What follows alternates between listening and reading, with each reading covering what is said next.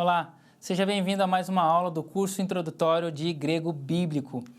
E nós estamos na aula de número 12 já, e essa será a nossa aula sobre o imperfeito do indicativo ativo. Nós já vimos alguns outros formas de verbos e, na verdade, dessa aula agora até o final, nós vamos então só ver sobre verbos, que é, como eu já falei desde o início deste curso, é a parte mais importante dentro de uma língua, né? E principalmente dentro das frases.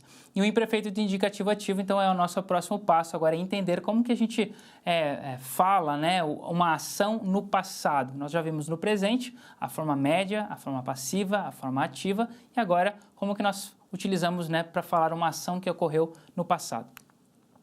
Então, o imperfeito ele tem em si as suas formas, as suas desinências tiradas ou derivadas do presente. Então, de certa forma, não é tão difícil, porque se a gente memorizou as formas do presente, a gente tem uma base de como que vai funcionar as desinências para o imperfeito.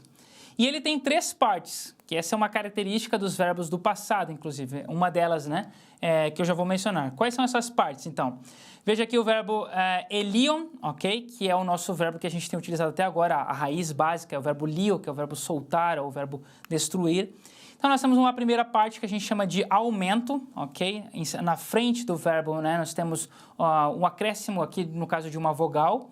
Em seguida, nós temos a raiz do verbo, que é o verbo li, o verbo li, né? É a raiz dele. E depois, então, nós temos a desinência, que é o que a gente tem estudado até agora em relação aos verbos. A terminação do verbo, que é o que vai me indicar a pessoa, o tempo do verbo, enfim. Então, essa é a desinência. Vamos para ver o mais importante aqui em relação ao aumento. O que é esse aumento? Como que se forma o aumento, né? Então, nós temos dois tipos de aumento. O aumento silábico e o aumento temporal. O aumento silábico é quando a raiz do verbo ela é iniciada por uma consoante, eu simplesmente acrescento um épsilon, ok? A raiz do meu verbo é iniciada por consoante, eu acrescento o épsilon. Como nós temos aqui, olha, eu acrescentei o épsilon no li, que essa é a raiz do verbo. Consoante, acrescento o épsilon. Agora, o aumento temporal é quando a raiz do verbo ela é iniciada por uma vogal. Então, se a raiz do verbo ela começa por uma vogal, vai haver uma fusão entre a vogal do aumento mais a vogal que faz parte do início da raiz do verbo. Então, veja aqui, elio, né? Que é o nosso aumento silábico normal, eu só acrescento o E em frente à raiz do verbo. E agora, se eu tiver um verbo que começa com alfa ou épsilon, fundindo ele com o aumento, o início do verbo, então, se tornará um eta. Agora, se o verbo começa com ômicron, fundindo ele com o épsilon do aumento, então, o verbo vai começar com ômega. Isso é importante, porque a gente precisa perceber, ao olhar que o verbo tem um eta ou um ômega, é porque houve uma fusão com a vogal do verbo, do início do verbo, com a vogal do aumento. Então, veja aqui um exemplo, o verbo ago, que é o verbo guiar, né? Ele começa com a vogal alfa mais o épsilon do aumento, então eu vou ter a forma egon, que significa, basicamente, ele foi ou ele era. No sentido, ele guiava, né? Ele guiava, ou ele trouxe também, pode significar trazer. Egon. E um outro tipo de aumento é se por acaso o meu verbo ele começa com uma vogal, mas é um ditongo, ou seja, duas vogais na sequência. Então, a gente vai ter basicamente a mesma coisa, a única exceção é que este iota, que geralmente o verbo vai começar, né, com o ditongo alfa, iota, epsilon, iota ou ômicron, iota, o iota, então, ele vai aparecer de uma forma subscrita embaixo da vogal que vai ser fundida da mesma forma que epsilon com alfa vira eta, mais o iota que vai aparecer então subscrito, ou epsilon com ei vira eta com o iota subscrito e ômicron com iota mais o epsilon do aumento se torna um ômega com o iota subscrito. Veja aqui um exemplo, então, o verbo ahaireo, ok? Mais o epsilon, que ele começa com o ditongo ahai, com o epsilon fica herun, ok? Herun. Portanto, eu tenho o epsilon com o eta, desculpa, esse é o eta, a letra eta, que veio do epsilon mais a fusão com o alfa, e o iota, que virou, então, uma forma subscrita. Agora, nós temos algumas exceções em relação ao aumento, porque existem certas vogais que não admitem uma fusão com o épsilon. Veja, os verbos iniciados por eta, por ômega, por iota, y, u, né? Esse ditongo u, o ômicron mais o y, ou o ditongo alguns casos, não todos, né? Somente alguns casos do épsilon mais o iota, eles não têm aumento, certo? Determinados verbos em relação a essa forma aqui, a esse ditongo, não tem aumento, e todas essas outras formas, épsilon, ômicron, iota, y e u, não levam aumento também. Veja como exemplo aqui o verbo eiko, a forma dele se torna eikon, ou seja, o aumento, de certa forma, foi embutido, está invisível por trás da construção mesma do ei, que já é o formato original do verbo, né? Alguns verbos iniciados por epsilon, o aumento se torna ei. Esse é um caso à parte. Então, eu tenho um verbo que começa com epsilon, como é o verbo erro, é o verbo ter em grego. Ele começa com epsilon, mas na forma imperfeita dele, o aumento, na verdade, tornou o início dele um ditongo, eichon, ok? É um caso à parte, é uma irregularidade, é um fenômeno exclusivo que precisa ser memorizado à parte. E por último, nós temos os verbos compostos, que a gente viu o verbo que ele acompanha, ele é iniciado por uma preposição. A preposição mais o verbo. Como que a gente coloca o aumento? Na frente da preposição? Não. O aumento sempre vai ser em frente à raiz do verbo, ou seja, entre a preposição e a raiz do verbo. Como no exemplo aqui, ó, eis balo, ok? A nossa preposição é eis, mais o verbo balo, que é o verbo lançar, e eu quero então colocar o aumento, eu vou colocar entre a preposição e o verbo eis balon, ok? Eise balon. Esse vai anteceder ali a raiz do verbo e vai então vir após a preposição. E quanto ao tempo, como que nós traduzimos então essa ideia do imperfeito? Bom, o imperfeito ele indica uma ação no passado que ela era contínua ou ela costumava a ocorrer por um certo período de tempo. Assim, então, a tradução ela depende muitas vezes aqui do contexto. Eu sei que parece chato, muitas vezes eu já tenho falado isso, né? Que depende do contexto, mas infelizmente, como nós temos uma forma do verbo que é difícil de colocar isso na forma que nós, na língua portuguesa, falamos os nossos verbos. Existem elementos que são peculiares de cada língua, então muitas vezes depende do contexto. Mas geralmente ele pode ser traduzido por algumas formas. O pretérito imperfeito, cantava, falava, né, por exemplo. Acho que eu coloquei alguns exemplos aqui, olha. Elion, então, o pretérito imperfeito, eu soltava. Pretérito perfeito, que pode ser eu estava soltando, uma ação contínua, a ideia de que dá algo que era feito com continuidade no passado. Pode ser também através do verbo de ligação era ou estava, mais um verbo no gerúndio, como por exemplo, aqui eu já coloquei, né, eu estava soltando, ok? O pretérito perfeito, desculpa, eu acho que eu mencionei errado. O pretérito perfeito pode ser eu soltei. Simplesmente eu soltei, mesmo que nem sempre isso vai indicar uma ação contínua, eu soltei, pode ser uma única vez, mas pode ser várias, por isso que depende do contexto muitas vezes. Uma outra forma é colocar a expressão costumava mais o verbo no infinitivo, como aqui, eu costumava soltar, ou também a ideia de começou mais o verbo no infinitivo, eu comecei a soltar, ok? Essa é a ideia. Portanto, a gente representa graficamente a ideia desse verbo por um ponto mais uma linha contínua, porque representa uma ação pontual no passado, mas que tem uma repercussão contínua, tem uma continuidade. Então, a nossa primeira desinência para entender como esse verbo funciona é a desinência on, que é da primeira pessoa singular, o nosso verbo aqui. Então, portanto, a gente tem o aumento mais a raiz do verbo mais a desinência on, elion, que significa, a gente vai utilizar o imperfeito, então, da nossa língua, né, como tradução básica, eu soltava. A nossa palavra nova é emblepo, que significa enxergar. E aí vamos ver como que funciona a ideia do imperfeito neste versículo.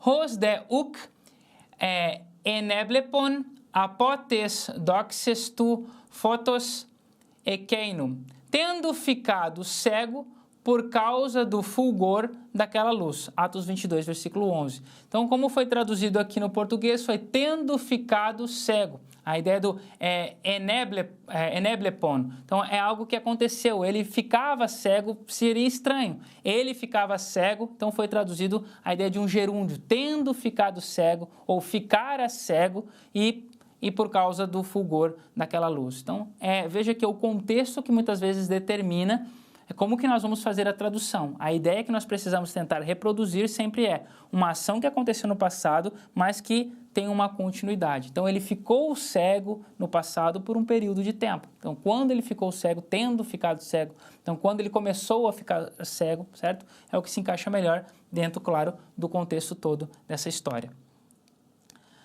Então, portanto, a nossa análise é eneblepon, terminação on, primeira pessoa singular, do imperfeito indicativo ativo. A segunda forma é a forma es, que é a forma para a segunda pessoa do singular. O nosso verbo, então, base aqui é o verbo lio, que fica elies. Tu soltavas, ok? Elies, o aumento, mais a raiz, mais, então, a desinência es, ok? Vamos ver isso agora na prática. Hote, a nossa palavra nova, significa quando, e o nosso verso fala amen, amen, lego soi. Hote es neoteros exonies se auton kai periepateis hotu eteles. Em verdade, te digo que, quando eras mais moço, tu te cingias a ti mesmo e andavas por onde querias. João 21, versículo 18. Então, nós temos aqui o que a gente já aprendeu, né, o verbo de ligação, né, o verbo ser e estar, que está no passado, né, também utilizando o imperfeito, res, que foi traduzido como eras, e agora exonies, que significa cingias, ou seja, ele cingia, era uma coisa que ele fazia com o hábito, com o costume. Então, aqui foi traduzido como o imperfeito do português, né? A ti mesmo e andavas e querias, todos foram traduzidos pelo imperfeito, ok? Então, todas essas terminações são as mesmas. Nós temos, então, segunda pessoa singular do imperfeito do indicativo ativo. A terceira pessoa do singular é a terminação é. Caso a palavra seguinte comece por vogal, então vai ter um ni que vai ser colocado nessa terminação. Então, nós temos elie ou elien, que significa ele soltava ou ela soltava. As nossas palavras novas agora são euthis, que é logo, parabolê, uma palavra feminina que significa parábola, e sinagogue, também uma palavra feminina que significa sinagoga, né? Bem semelhante, cognato, com a nossa palavra em português. Vamos ver os versos que dizem aqui, o verso 1 de Mateus 5:2, Kai anoixa stoma autu edidasken autus legon. E ele passou a ensiná-los, dizendo.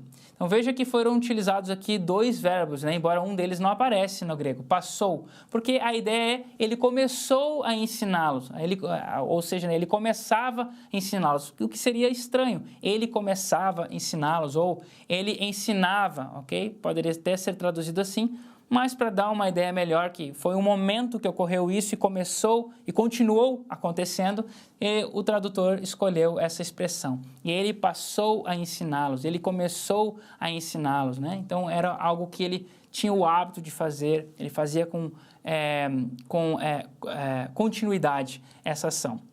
A terminação indica que é a terceira pessoa singular, do imperfeito do indicativo ativo. Segundo verso, Kai edidasken autus en parabolais polá. Assim lhes ensinava, também o imperfeito utilizado aqui, muitas coisas por parábolas, Marcos 4:2. Então, edidasken, terminação de terceira pessoa, singular, imperfeito indicativo ativo.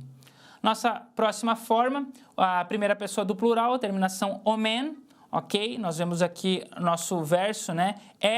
O aumento, li, a raiz, o omen, a nossa agora próxima desinência de primeira pessoa do plural, nós soltávamos. Nós temos agora duas palavras novamente, zetel, que é procurar, e idu, que é eis. Veja, é uma expressão aqui de espontaneidade, né? Quase como se fosse uma interjeição. Veja, olha só, que é idu. Aqui sim está a nossa colinha, né?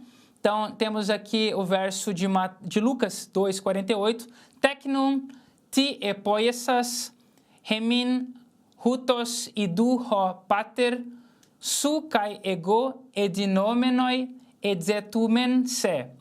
Filho, por que fizeste assim conosco? Teu pai e eu, aflitos, estamos à tua procura. Ou seja, esse verbo edzetumen, que é o verbo dzetel, o verbo procurar, aqui no caso, né, no imperfeito, dá a ideia de, então, nós estávamos à tua procura, nós procurávamos a ti, nós estávamos procurando uma ação que começou no passado e teve uma continuidade, não foi? Eles não pararam de procurar até encontrá-lo, que no caso Jesus. Então veja que para tentar transmitir essa ideia, foi utilizado aqui pelo tradutor deste verso, foi utilizado o verbo ser estraz. Nós estávamos à tua procura, nós começamos a fazer isso e viemos fazendo até agora ao te encontrar. A nossa terminação, né? Omeno, aqui o meno, porque houve uma fusão, né, com a forma da vogal do verbo em si, da raiz do verbo, é de primeira pessoa plural do imperfeito do indicativo ativo. Nossa forma agora de segunda pessoa do plural é a forma eté, ok? E aqui com a construção do verbo, nós temos o aumento, a raiz, o eté, vós soltáveis. Nossa palavra nova é a palavra ei, que significa se, e o nosso verso diz ei gar episteuete moisei, episteuete an emoi, peri gar emu ekeinos egrapsen. Ok? Aqui a tradução é: porque se de fato cresceis em Moisés, também creríeis em mim, porquanto ele escreveu a meu respeito. João 5,46. Nesse verso a gente tem um detalhe bastante interessante, que embora, né, nós temos aqui duas formas que terminam, né, em eté, então a gente já sabe, a segunda pessoa do plural, do imperfeito, do indicativo, ativo, indica uma ação no passado, mas nós temos uma tradução no futuro, creríeis, ok? Porque nós temos uma partícula condicional aqui, que é a partícula ei, se, que dá a ideia agora, ela pode mudar o significado do verbo dependendo do contexto. Então, porque se de fato vocês no passado, né, crescem em mim, crescem no caso em Moisés, então também agora vocês iriam crer em mim, ok? Dá a ideia agora de um futuro imperfeito. Então, veja que o verbo está, na verdade, no passado, mas dentro do contexto não ficaria legal se a gente traduzisse no passado, porque nós temos essa partícula que mexe com a ideia do verbo. Ok? No caso, no português, né? No grego não tem problema algum, mas no português não faria sentido, né? Porque se de fato vocês crescem em mim, ou em Moisés, desculpa, vocês também crescem em mim, ok? Não faz sentido, né? Algo no passado. Mas é algo que, desde quando eu estou falando, eu estou aqui com vocês, né? Jesus aqui, eu já, desde o passado até hoje, vocês não têm crido em mim. Então, essa é a ideia que está sendo transmitida, embora no português não se encaixa muito bem. Por isso que eu disse para vocês que a tradução dessa forma depende muitas vezes do contexto e das partículas, né, que podem aqui acompanhar o verbo e modificar toda a estrutura. Terceira agora e última terminação é on, que é a terceira pessoa do plural. Então, nós temos aí, né, o aumento, a raiz e a desinência on. Então, eles soltavam ou elas soltavam. Nossas palavras novas já foi, né? Petra, que é a palavra pedra, uma palavra feminina em grego, e pino, que é o verbo beber. Então vamos aqui como o primeiro verso, que é Marcos 11, versículo 14. Kai ekuon hoi matetai autu. E seus discípulos ouviram isto. Então veja aqui o verbo eku, o verbo ouvir, o verbo acu, de acústica, né? É o verbo que foi traduzido por imperfeito no português. Eles ouviram, ok? Eles tinham o hábito de ouvir, ok? Então, essa é a forma, portanto, a terminação é de terceira pessoa, do plural, do imperfeito, do indicativo ativo. No próximo verso, diz epinon gar ek pneumatikes akolutu sen petras, porque bebiam de uma pedra espiritual que os seguia, 1 Coríntios, capítulo 10, versículo 4. E aqui, então, novamente, a terminação on, terceira pessoa, do plural. Nós estamos tratando sobre o imperfeito do indicativo ativo, certo? E a forma traduzida também, algo que expressa a ideia de que era algo que aconteceu no passado e teve uma continuidade. Porque eles, né, o povo de Israel no deserto, eles bebiam, eles tinham o hábito, eles tinham o costume de beber de uma pedra espiritual que seguia eles.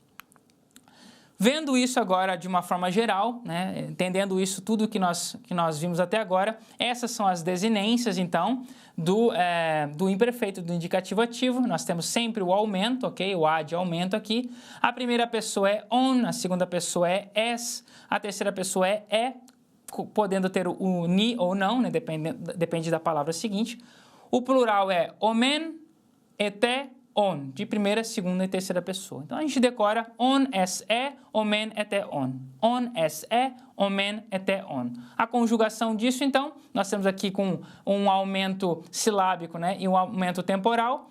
Elion, Elies, Elien, Eliomen, Eliete, Elion. E com o aumento temporal, que é aquela fusão entre a vogal pertencente ao início da raiz do verbo, mais o aumento, né, que é o epsilon, ficou, então, o verbo guiar, Egon, eges, egen, egomen, egete, egon, ok? Um errinho ali.